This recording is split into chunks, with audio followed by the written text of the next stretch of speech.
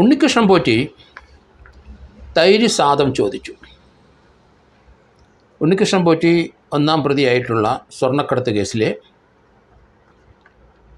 പോറ്റിയെ കോടതിയിൽ നിന്ന് 14 ദിവസം പോലീസ് കസ്റ്റഡിയിൽ വാങ്ങി. പത്തനംതിട്ട AR ക്യാമ്പിലാണ് ഉണ്ണികൃഷ്ണൻ പോറ്റിയെ കൊണ്ടുപോയത്. ഉച്ചയായ സമയം ഉണ്ണികൃഷ്ണൻ പോറ്റിക്ക് വിശക്കുന്നു. അപ്പോൾ ചോറ് വാങ്ങിച്ചു കൊടുത്തു. അപ്പോൾ പറഞ്ഞു, എനിക്ക് അല്പം തൈര് വേണം. ചോറിൻ്റെ കൂടെ തൈരില്ല.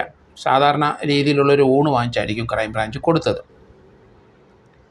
തൈരില്ലാത്തതുകൊണ്ട് അവിടുത്തെ പോലീസ് ഉദ്യോഗസ്ഥർ അവിടുത്തെ അടുക്കളയിലുള്ള ആളോട് പറഞ്ഞപ്പം വെളിയിൽ നിന്നൊരു തൈര് വാങ്ങിച്ചു കൊണ്ടേ കൊടുത്തു.